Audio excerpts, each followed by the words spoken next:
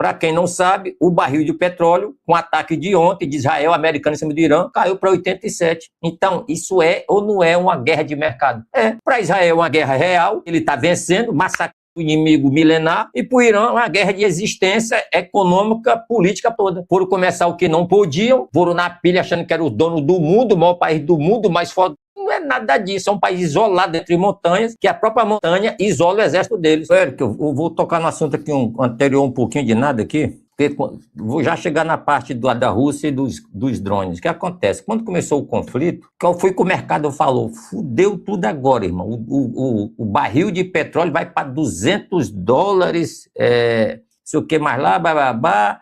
Aí deu, cara, isso é tudo conversa, meu irmão. O mercado, ele causa pânico, porque tem lucro, pô. O Irã começou um trauma e o pessoal, opa, vou ganhar dinheiro com o Irã. Isso está acontecendo. Por que a Inglaterra não interferiu lá no Golfo? Porque se ela interferir, parava o conflito.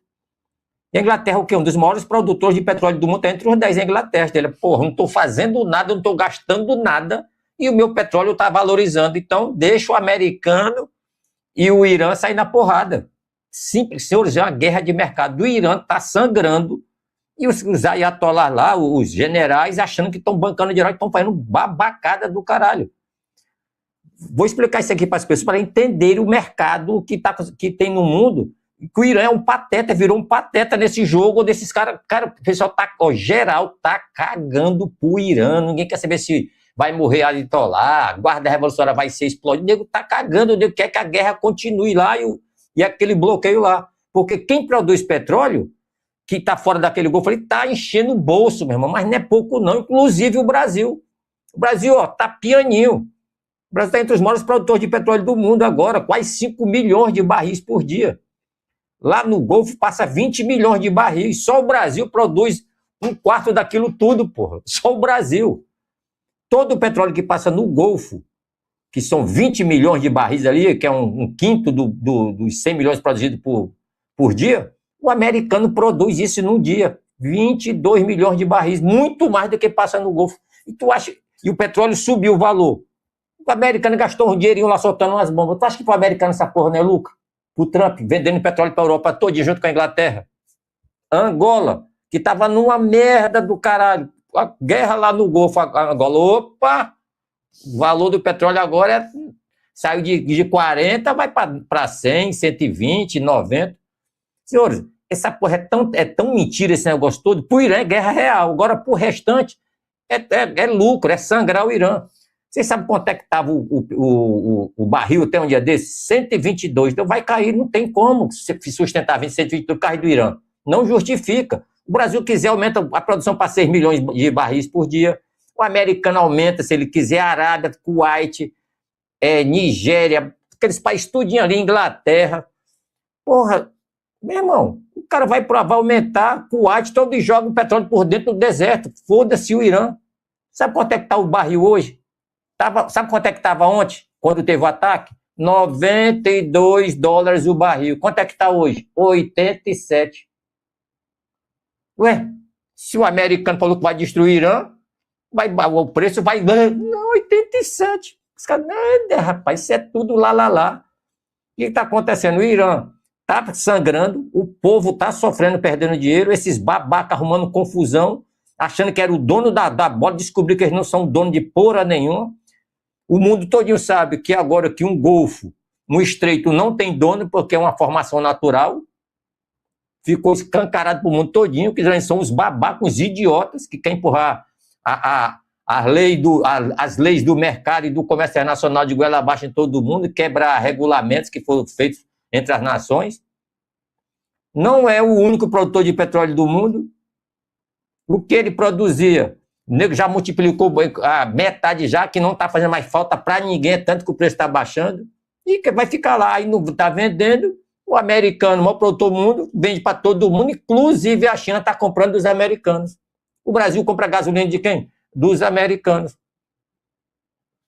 Aí fica o Irã nessa babacada lá de atacar os países vizinhos. Bando de velho mal, não, porque nós somos os defensores. Defensor de porra nenhuma, cara. Tá destruindo a tua nação, esses caras aí.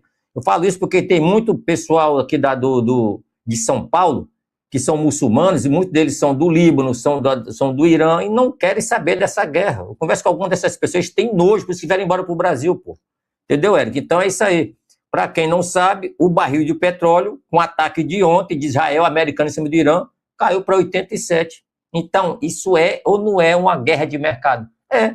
Para Israel é uma guerra real, que ele está vencendo, massacrando o inimigo milenar, e para o Irã uma guerra de existência econômica, política, a porra toda. Foram começar o que não podiam, foram na pilha achando que era o dono do mundo, o maior país do mundo, mais fodão, e não é nada disso, é um país isolado entre montanhas, que a própria montanha isola o exército deles. Simples assim, não porque lá tem muita montanha, o inimigo não entra, tá bom, também tu não sai, eu vou lá, toco um míssil desse de 50 toneladas que o americano tem nessa porra, aí derruba aquela estrada toda e não passa ninguém. Pronto, aí fica teu exército lá preso, lá entre as montanhas, lá serve pra porra nenhuma. Então, senhor, então é isso que eu queria explicar para a população aí, pro pessoal que nos assiste aí, né, para entender que isso, já falei isso umas 10 vezes, isso é uma guerra de mercado. O mercado quer mais que o Irã se foda. O pessoal quer que o Irã não produza porra não, que o petróleo chegue a 120. Porque quem vende não vai sofrer nada. Vai passar pro cara que trabalha e tem que andar com o carro dele, pô. No final, quem paga é aquele cara lá da ponta, pô. Os donos do mundo, eles querem mais, eles querem que se foda tudo. Quer que o mar pegue fogo para eles comer peixe assado, tá, senhor? Isso que é a realidade. Isso é uma guerra de mercado que aproveitaram para dar uma surra no Irã. Simples assim, eu resumo a síntese disso tudo nisso aí. Aproveitaram o tempo certo, janela de tempo. Já tá na hora de dar um pau nesses velhos aí, malucos aí, que fica batendo em mulher, achando que é o dono do golfe. E não são. Simples assim, mostrar que ninguém gosta dele, ninguém quer papo com ele. O urubu pro petróleo dele, nem vender, eles estão vendendo, e todo mundo vendendo petróleo, menos eles lá. Dizendo que vai atacar o mundo. Então, continua aí. Agora vamos lá para essa guerra da Rússia, cara. Tudo que o Júlio falou aí, bate, é isso certinho aí. A Rússia tem os propósitos dela, só que para tudo tem um tempo, né, cara? Isso é bíblico, o Eclesiastes, para todas as coisas é um tempo de guerrear, um tempo de fazer a paz. E a gente não está mais na época da Segunda Guerra Mundial, que um exército marchava, passava 2 meses, 8 meses para encontrar o outro e tal. Na Idade Medieval era 2 anos para se encontrar, agora não, porra, é míssil para lá, para cá, destruiu. A Rússia tem que entender isso. Ela tem que decidir. Ou a Rússia fala assim, eu não quero mais lutar porque eu não suporto, e declara para o mundo que a maior potência militar, a segunda maior potência do mundo, não tem mais fôlego, e declara, pô, perdi, então vamos parar aqui, vou entregar isso, entregar aqui, tu fica... Ou, se continuar no combate convencional, não vai vencer, eu estou falando, não vai vencer, porque a Europa todinha vai mandar mais 100 bilhões, mais 50 bilhões, mais 200 bilhões, mais 10 mil mercenários, mais 50 mil mercenários, e a Rússia é uma só, pô. A Rússia é uma só. Então, quer vencer? Ou solta a porra do artefato nuclear e decide o combate, ou então vai sangrar e o povo russo vai sangrar. Não tem outra saída. Eu venho falando isso aqui. Não tem, porque já fecharam, que todas as nações da Europa vão destruir a Rússia. Essa é a guerra dos globalistas contra os russos. Vamos destruir, ainda mais agora que o Putin falou que pedófilo lá vai ser fuzilado e está proibido a igreja satanista dentro da Rússia. Ele não quer nem saber disso, desse movimento satanista. Porra, mais outra briga que ele arrumou com os globalistas. Entendeu? Então é isso aí, camarada. Quanto aos drones, Júlio, não tem como diz o velho Thanos, eu sou inevitável. São os drones, né, cara, no dia de hoje. É um equipamento que faz o papel da artilharia, da aviação, do míssil, de cruzeiro, da bomba planadora, faz papel do submarino, faz papel do carro de combate, da mina terrestre. Tudo enquanto você pode substituir pelo drone. Inclusive, os soldados têm os dogs, né? Aqueles cachorros mecânicos com a metralhadora que substituem soldados. Bem-vindos ao novo mundo que o Arnold Schwarzenegger já fez no filme O Exterminador do Futuro, a Guerra das Máquinas, a Guerra dos Clones, assim vai, meu irmão. Nós estamos nesse tempo agora. E só vai aperfeiçoando e só vai tornando cada vez mais mortal as máquinas e essas engenharias eletrônicas e da mecatrônica aí contra o homem. Como eu sempre digo, né, Júlio? Eu dizia nas instruções dos comandos, o homem, lobo do homem. É isso aí, meu amigo Eric. É isso, Carcará. Porra, eu sempre achei que um dia eu ia encontrar alguém que, assim como eu, não acha que o Thanos é tão vilão assim. Só não imaginava que essa pessoa seria o Carcará. É isso, mas vamos lá. Dando continuidade, Comandante Vilas Boas. Fala, Eric. Só voltando um pouquinho na última reportagem, enquanto vocês estavam comentando aqui, eu estava dando uma olhada na mídia da chamada Israel Real Time, e aí houve uma declaração interessante que agora, enquanto a gente falava 10 minutos atrás, bombardeiros estratégicos norte-americanos B-52 ligaram seus equipamentos de Identification Friend of Fire sobre o espaço aéreo da Arábia Saudita. E o embaixador norte-americano em Israel acabou de dizer também, soltar uma nota no X dele, falando que as coisas devem ficar um pouco mais apimentadas durante as próximas horas. Então, confirma-se que há uma expectativa de uma nova onda de ataques, pelo menos norte-americanos, possivelmente com a coalizão israelense também, sobre alvos dentro do Irã.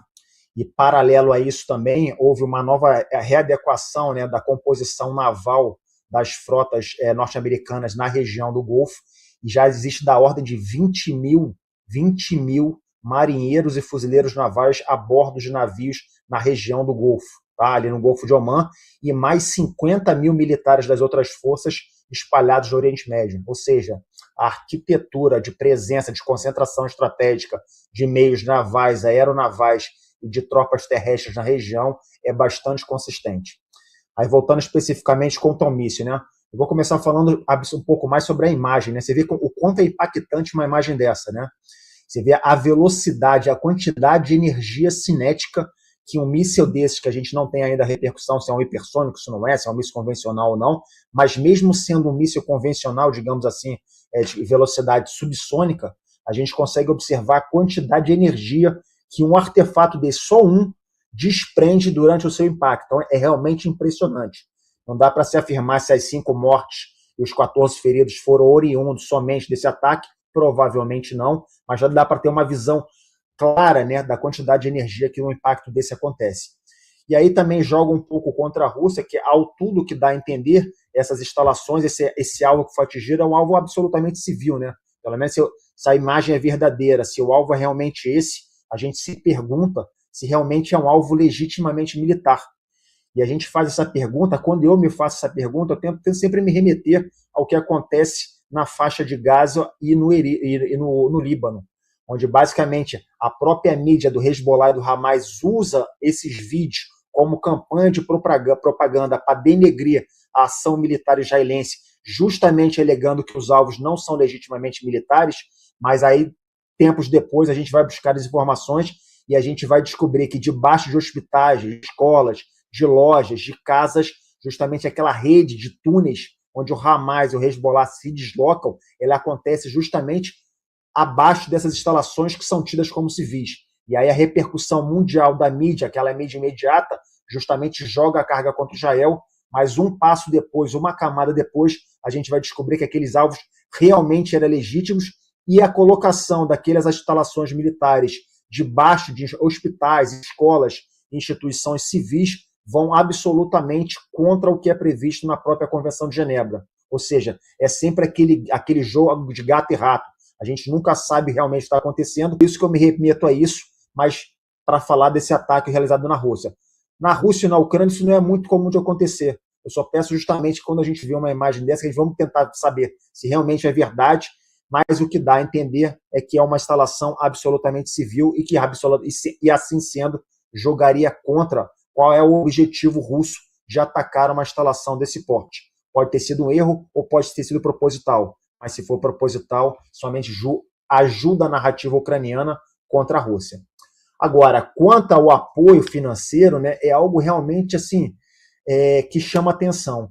Então, essa parcela aí de quase 3 bilhões de euros liberados, que é somente uma das parcelas, elas se remetem a um acordo de cooperação de apoio financeiro da União Europeia, que dá de uma ordem de 50 bilhões de euros. Ou seja, seria algo aí equivalente ou similar a 300 bilhões de reais que serão enxertados por meio de um chamado aqui, até anotei, Mecanismo para a Ucrânia até 2027. E um dos principais pontos, além do apoio e o suporte militar que esse dinheiro deveria supostamente estar apoiando, seria justamente para que a Ucrânia pudesse atender os requisitos burocráticos para a entrada na União Europeia. Um dos maiores, digamos assim, defensores amigáveis do Vladimir Putin, que era da União Europeia, era o então primeiro-ministro da Hungria, chamado Viktor Orbán, que caiu, então ele não foi reeleito. Então ele era uma das figuras dentro do bloco ocidental que dentro da União Europeia justamente tentavam barrar esse apoio indiscriminado de dinheiro da União Europeia, injetando esse dinheiro na Ucrânia.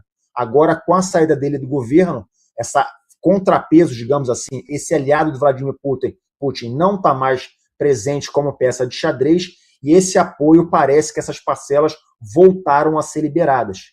E aí fica a minha pergunta. Por que eu faço essa pergunta contra essa questão da Ucrânia versus entrada na União Europeia e OTAN?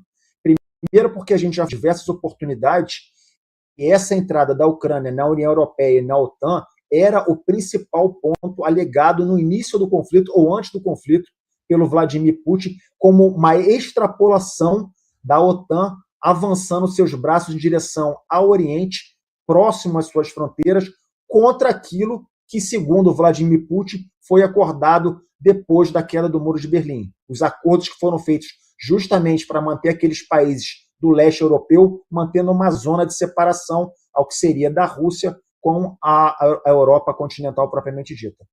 E aí, após, relembrando, né, os primeiros dias do ataque russo contra a Ucrânia, imediatamente a Ucrânia entrou formalmente pedindo a sua adesão ao bloco da União Europeia e da OTAN.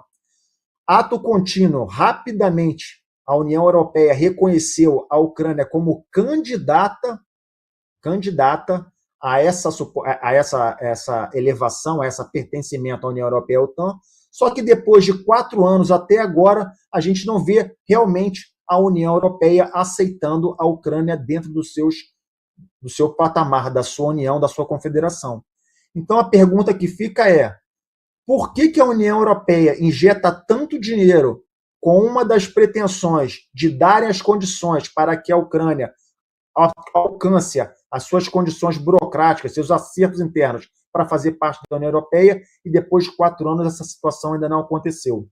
Então essa questão um pouco duvidosa da quantidade de dinheiro injetado dentro da Ucrânia, a partir do momento que os Estados Unidos, que era capitaneado pelo presidente Joe Biden, deixou de ser um desses financiadores, mas a União Europeia apoia essa continuidade, mantendo o fronte do conflito ucraniano por tempo até então indeterminado, a não ser que haja um desbalanceamento das ações ou do lado da Ucrânia ou do lado da própria Rússia. O fato é que o conflito não é somente, como falamos aqui, entre a Ucrânia e a Rússia.